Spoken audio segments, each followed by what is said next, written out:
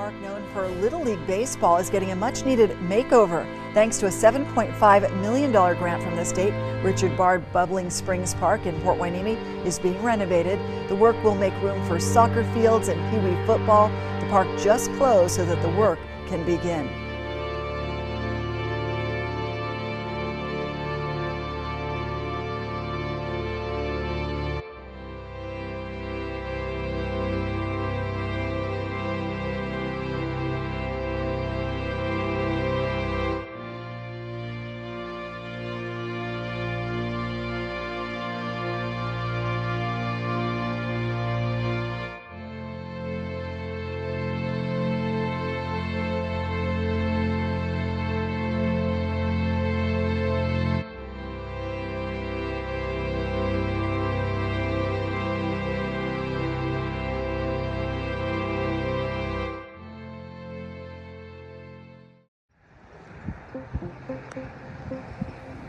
Located on the corner of Bard Road and Park Avenue, Bubbling Springs Park is a 21-acre park complete with baseball fields, playground, open fields, and walking paths. A drainage channel also runs through it, connecting the area to Hueneme Beach Park. It was decades ago, way before my time, that the farmers in South Oxnard installed an underground drainage network that created a spring. So when the city started to change and the farmlands gave way to housing, the system continued to drain water underground from lawns and streets. Thomas Bard was the first supervisor for Hueneme Township in 1873. The Bard family also donated the land for Bubbling Springs Park and Hueneme Beach. On Memorial Day in 1957, the park would be dedicated by the citizens, park committee, as well as the city, and would be called Bubbling Springs Community Park. I grew up across the street from Bubbling Springs Park in Port Hueneme, California. I would spend time hanging out with friends after school, and when I was younger, I even played Little League. For as long as I can remember, the park was synonymous with playing baseball.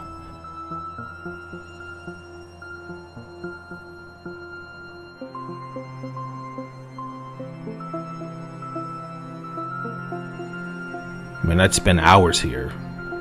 There were tons of kids in the area who grew up here, who shared the same memories and experiences.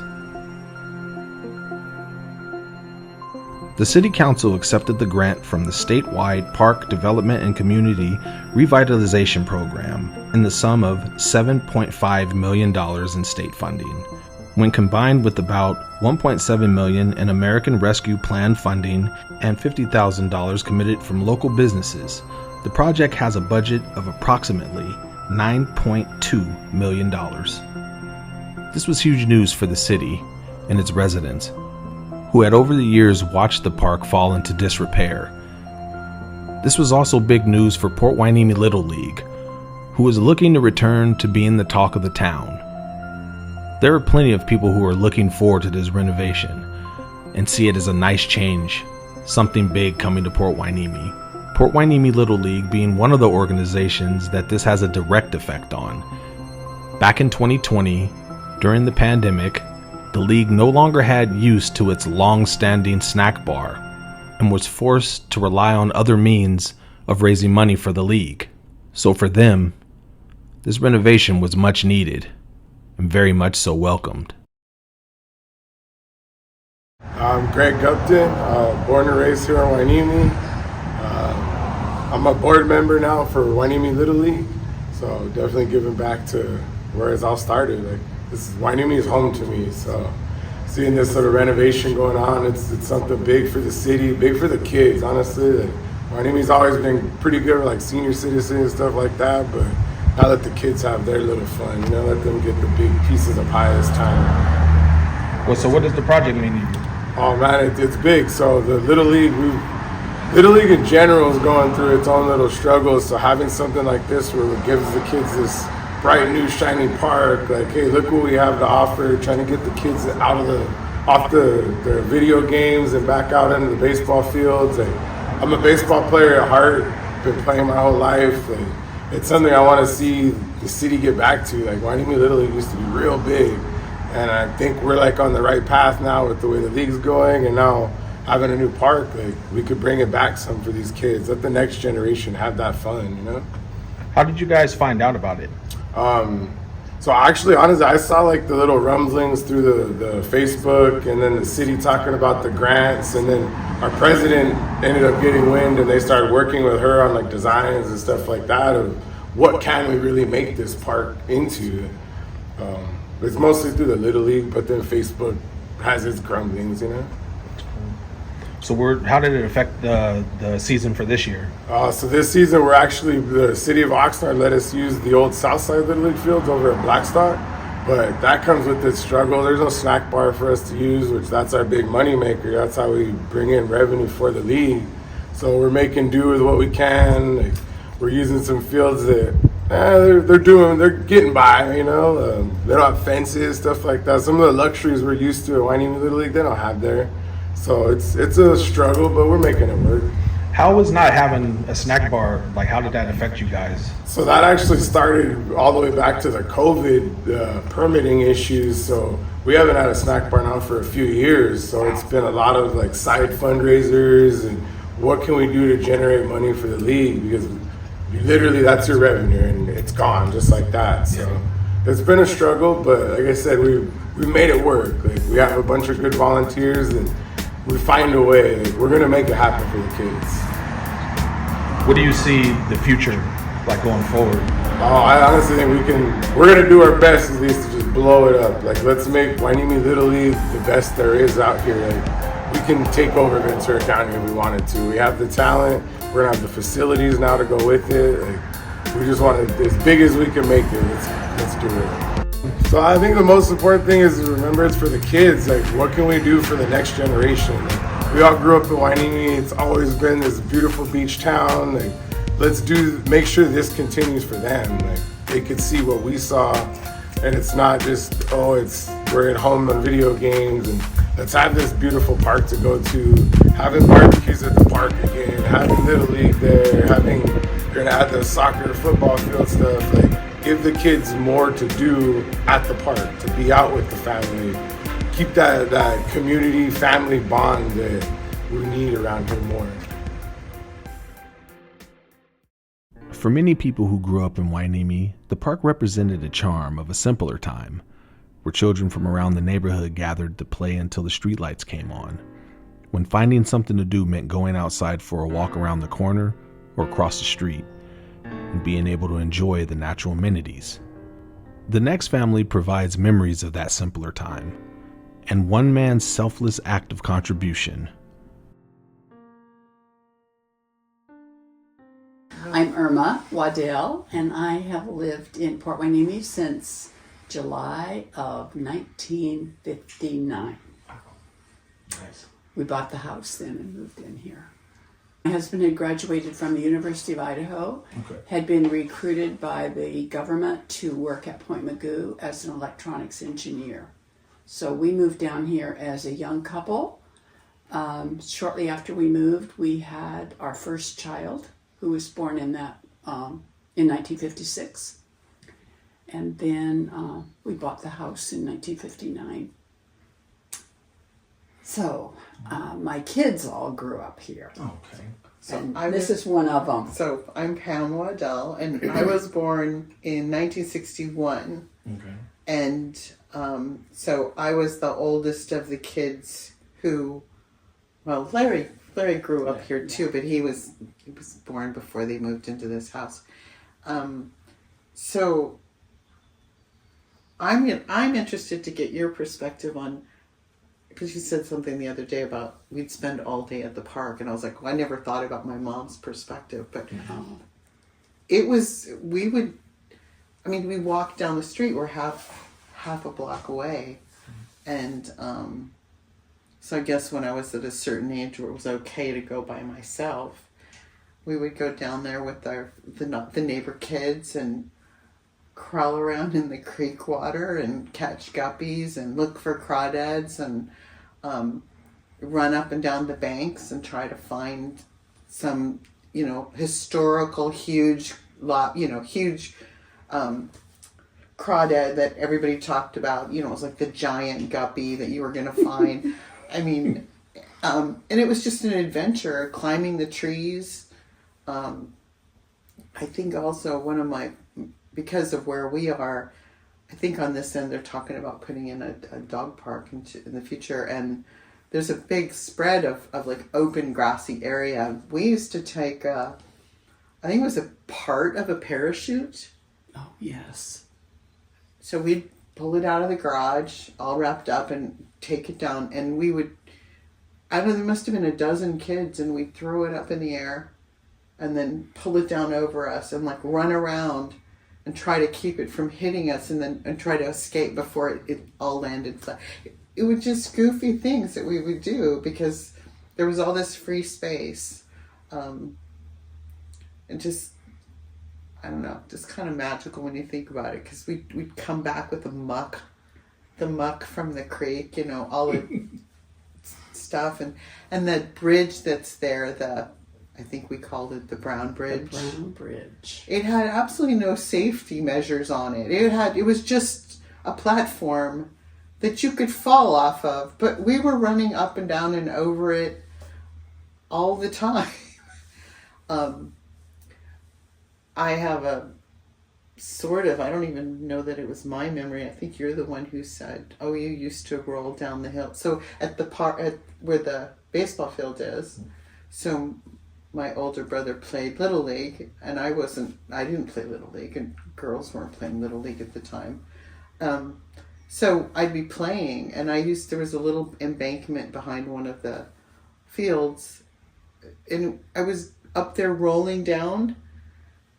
And Mom's like, oh yeah, I used to roll down the hill with Tom Birch. And I'm like, Tom Birch that I went to high school with? Like, I didn't know those things. And so I asked him years later at a reunion, and he didn't really remember. But we were all interconnected, like going to the baseball games, watching the other kids play, and, you know, all the kids that we grew up with, you know, were there playing ball. And a lot of the guys that were my age group, a lot of them went on and played pro. So when you think about it, like, there's a lot of history.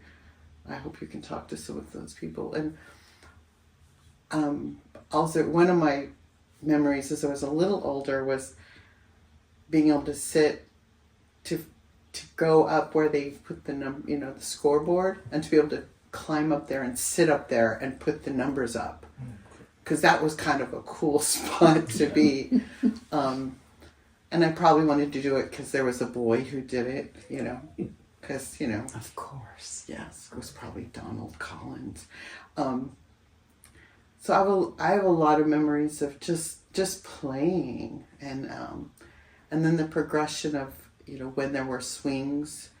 And then I think also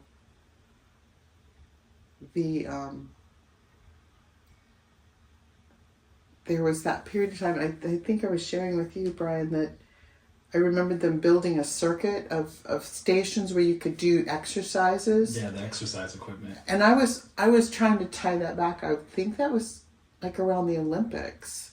I think so. Was it like the late 70s, early 80s it would have been, or? Maybe. I remember it being there, but then all of a sudden it was gone, and I don't remember why they took it out or when they took it out. Like the early 90s when they started to phase it out. Was it? Yeah. Yeah. I remember kids were jumping off the monkey bars and hurting themselves. Yeah, all sorts of things. Yeah. Well, maybe skateboarding on some of the equipment. Right. But it's always been having come back, you know, being away for a lot of years and coming back, and then walking through the park and going, where did the White Bridge go? I was like, well, it's been gone for a long time, but there used to be this nice long white bridge, and then I realized some of the big trees are gone. I was, well, of course they're going to be gone after a while. But I also selling concessions. Okay. So we worked in the concession booth. They worked in the concession stand, and I was old enough at some point that I could actually be selling the concessions. And that, to me, still to this day, one of the most special memories is to be standing there, being mature enough to be in charge of money and transferring and getting the kids what they wanted. But to see the flood of little boys coming from the game with their little vouchers, and it was just like this onslaught, and they are so excited, and so you're just filling their needs. You know, it's like Jelly Belly, whatever the, whatever they wanted, because they would get little coins or vouchers. I think it was after picking up trash after the game. Oh, was that what it was? Yeah. I thought it was because they won. I think they had to pick up trash. No, they got it whether they won or not. Oh, Good. I'm excited. It's hard to see the change, but change is inevitable. And I think that hopefully the funds get handled properly to where they can, the city can keep it maintained. Like, there's complacency that happens, and so sometimes, the maintenance of something dissipates, or the use of the park isn't understood. I hope you talk to some people about I'm sure you will, the Little League and how that plays into it, because it's really central to the park's use. There's this kind of beauty of the fact that one side is this robust, Little League Central, and then you kind of come down to this end of the park and it's a little more quiet. It's a place you can walk around, have a picnic, run your dog. I mean, there's no dog park per se, but be able to run your dog around if you're comfortable with that. Hopefully I walk my dog with a leash, but some people they're with their dogs not on a leash.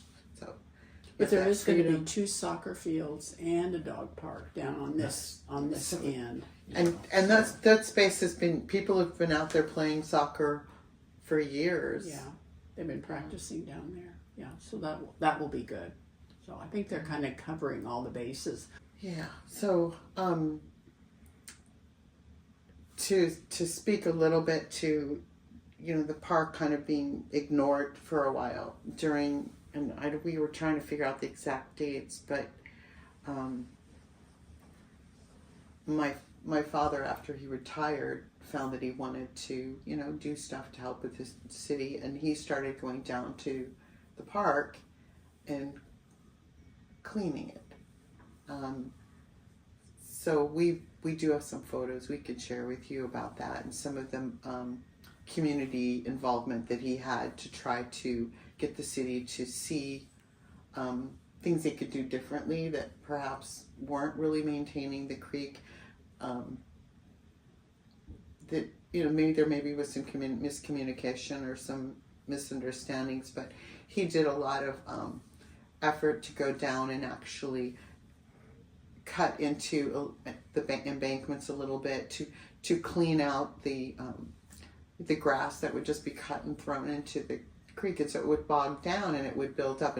And before the renovation starting now, it got extensively worse. So that kind of, it's almost hard to imagine that it used to look really nice, but he had gotten the entire park to the point where the water ran.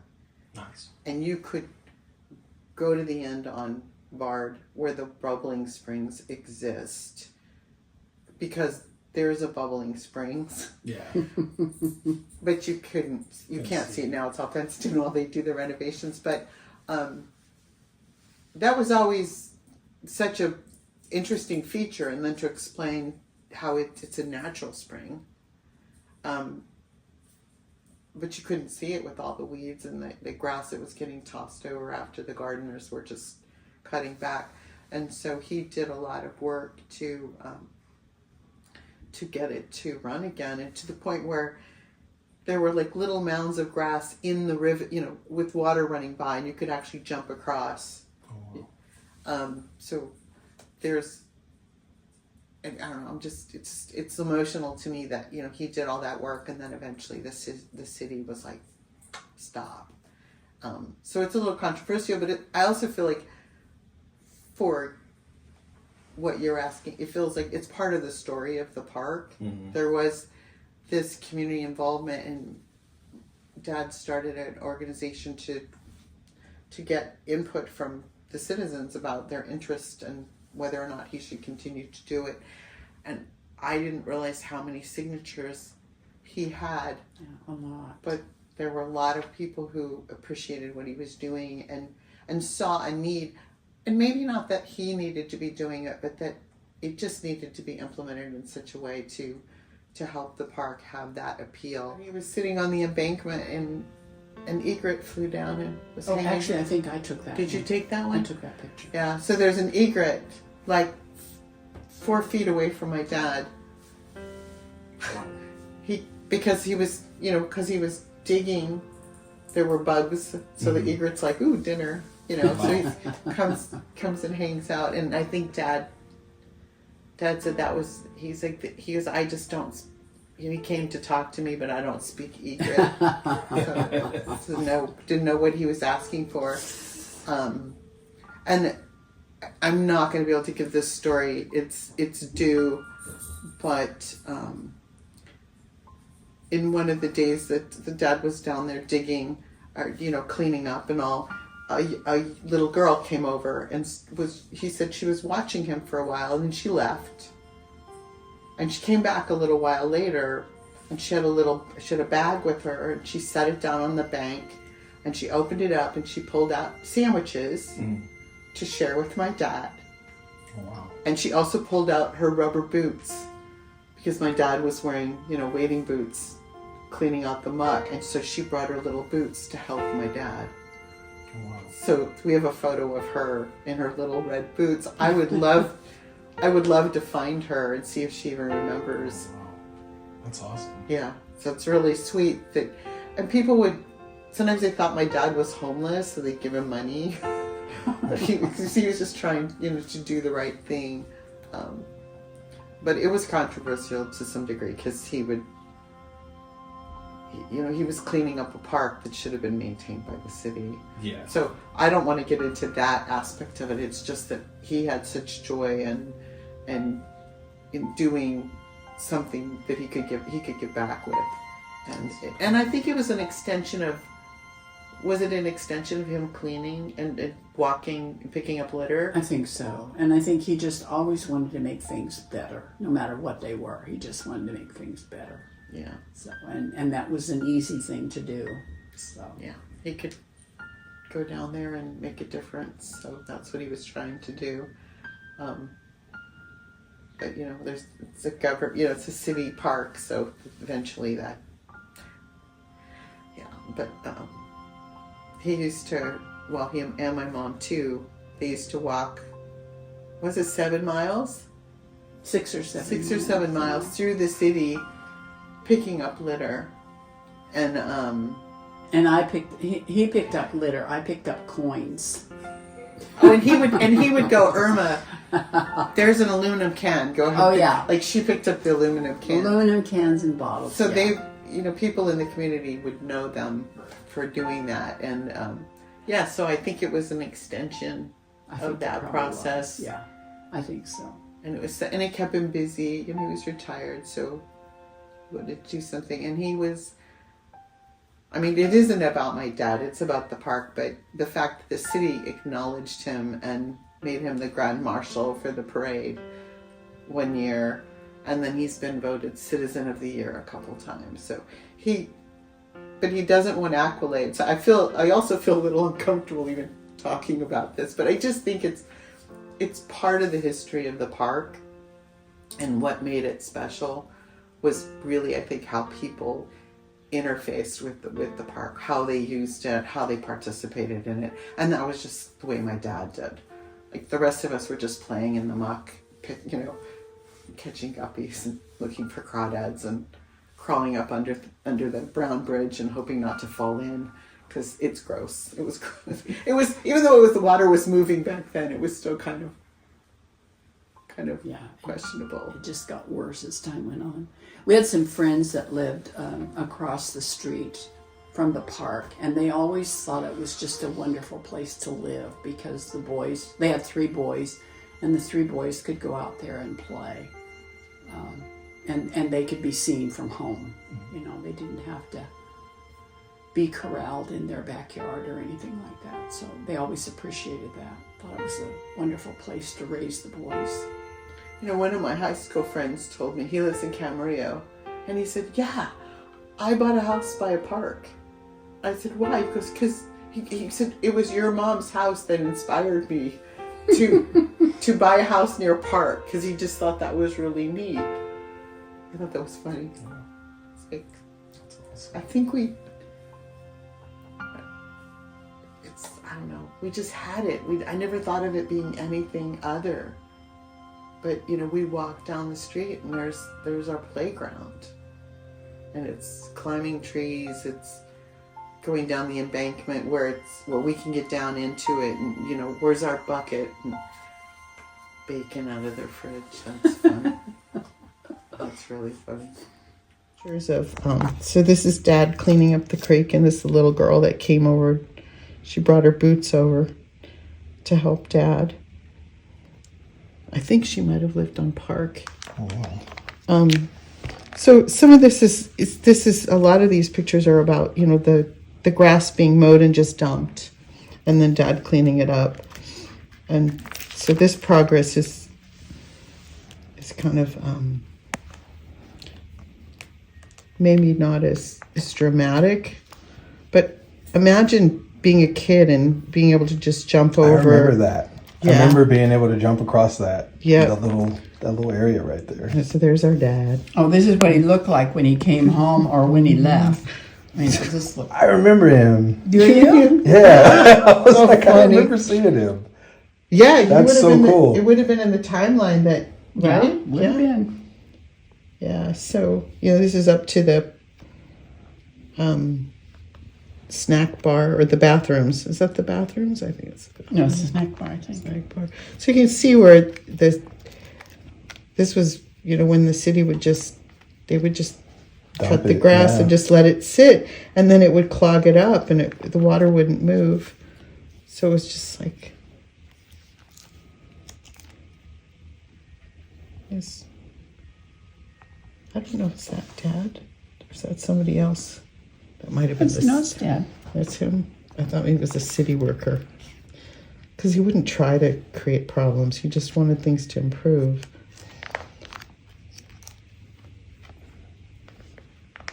Well, some of the city guys were behind him. They liked what he was doing, and even gave him a key to the trash can so that he could put the trash that he picked or the grass into the containers.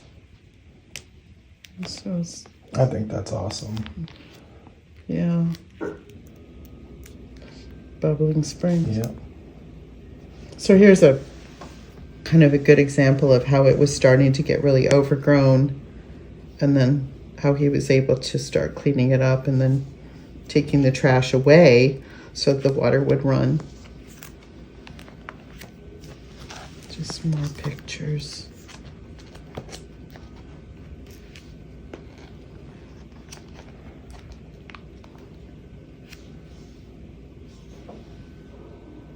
That's awesome. Yeah. One person can make a difference. You know what? It's true. I mean, persistence, right? Yeah. And commitment. Just a lot of this similar. It's hard to believe this even. I mean, because it's completely. It's like wide open. Yeah. I remember when it got overgrown there for a little bit. Yeah. I mean, before Just recently, it was really horrible.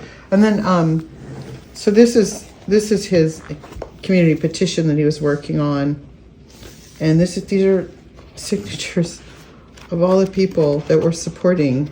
Wow. Is that crazy? That's awesome. I didn't even know. So yeah, all sorts of individuals who supported what he was doing, and he was trying to, to get people to understand what was needed and how it could be an improved feature of our city, and his kind of vision for what that would be and how that would work. And then I think this is his little business card, the little picture inside showing the kids playing. Just that, and then this is the final. Yeah. So we decided he was probably doing this from when did he start doing it? The late after he Well, he retired? retired in 93. So shortly after that, maybe. I don't remember. We decided maybe 2001. When did you say you graduated from high school? 2001. And you remember seeing him Yeah, I down there? remember seeing him all the time. I'm like, wow, I remember that guy. Yeah, so I just don't know him. Well, this is a he didn't date anything. This is the letter he sent to people about the fact the city had asked him to discontinue.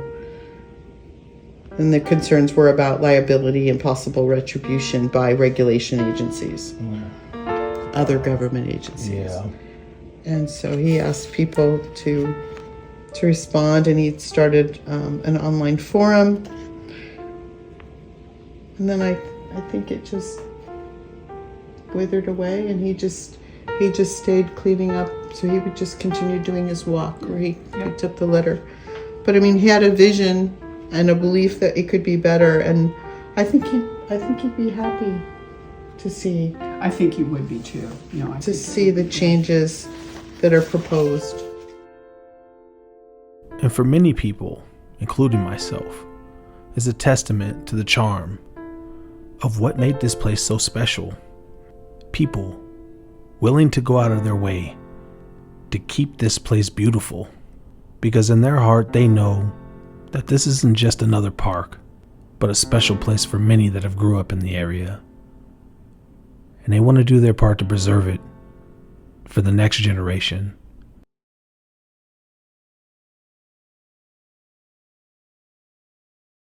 So my name is Anna Hanley, and I'm the Recreation Programs and Community Services Manager for the City of Port Hueneme. And as we discussed the other day, this originated from a call that was received from the California State Parks Department in January of 2021. And I spoke with one of their grant officers, their project managers, who asked, why haven't we received any applications from the City of Port Hueneme? Do you know about the state park program, this offering, this SPP grant opportunity to renovate or build non-existent parks? And we weren't familiar with the grant program, and we didn't, from that lens at that moment in time, think we were in a position or prepared to submit a project, at least of this scale, for consideration to the State Parks Department. And after that discussion, I have to tell you, hung up the phone and had a level of confidence that this was exactly the type of project that the state needed to consider funding. And she gave us some great examples of success stories throughout the state that made us believe we were contenders.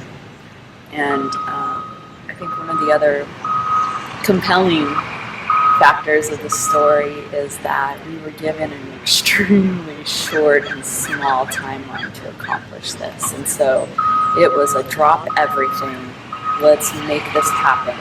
And not only were we interested in submitting one application or one park for consideration, but two. So I think our park system in this city at that moment in time, as we were just coming out of the Parks Master Plan process, we had a very intimate understanding of what our parks needed and how they were positioned and ready to be improved. And so this was an opportunity to just take everything we had, throw it at the wall, and see what could come to the city for as far as improvement. And so from January of 2021 until the applications were due in March of 2021, we did a lot of community outreach and a lot of things in motion in order to submit a viable application for consideration. What does the park mean? Like, what does the project mean to you? For me, Yes. In retrospect, it's an absolute privilege to have been a part of representing a critical park to the state and to tell this story on behalf of so many community members. And so I think the park's master plan process was an interesting one in that we performed a lot of survey work, and that had happened just at the beginning of COVID. And so right when we were about to do all of those in-person conversations, which I think engaging one-on-one or at least in person, you have the ability to gain so much from that, just getting out and talking to park users, people that live here, people that have benefited from spaces such as these or have a love for this community. I mean, there's just so much to be had personally and both professionally from that type of experience. And so we're really looking forward to that type of engagement, but it in an instant was kind of stripped away in that we were on lockdown. And so a lot of what we were focused on shifted, and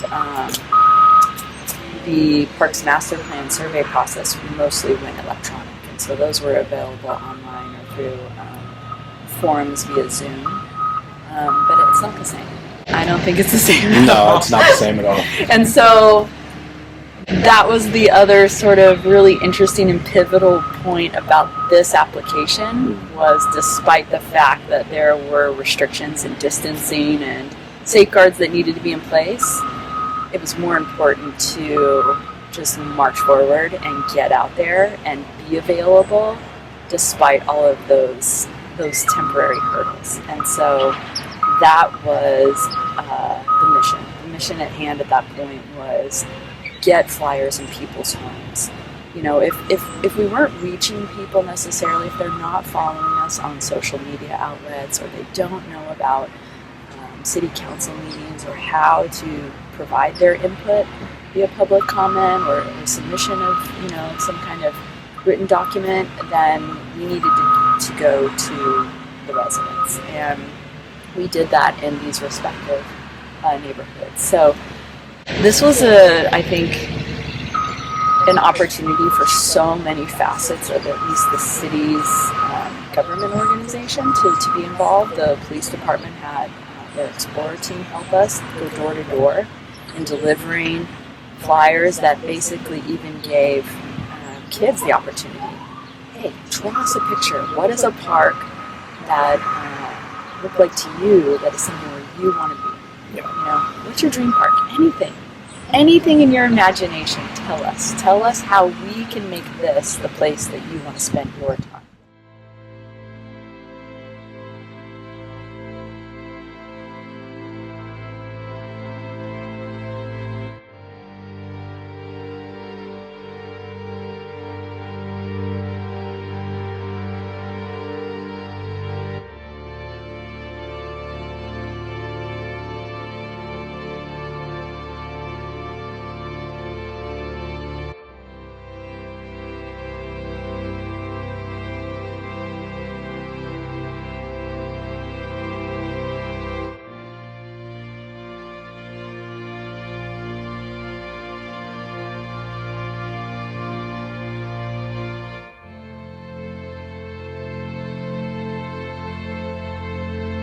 When I first heard about the renovation, I was a little sad, like a piece of my childhood was disappearing. But after speaking with everyone, I began to realize something.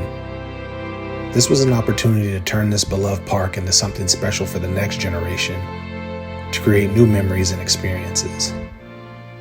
Change is inevitable, and it's our memories that will last a lifetime.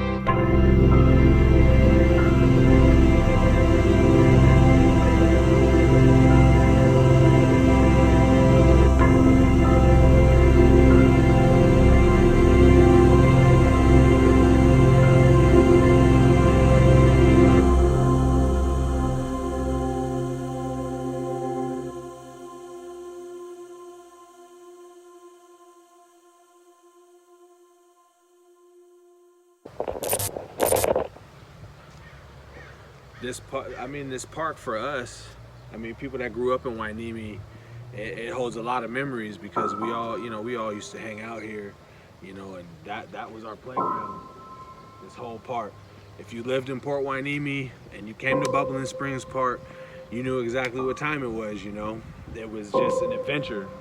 The park was so damn big. There wasn't not anything to do. You could just do just about anything, from catching crawdads, playing baseball. We played soccer. There was all kinds of things to do. This park is just, it's home.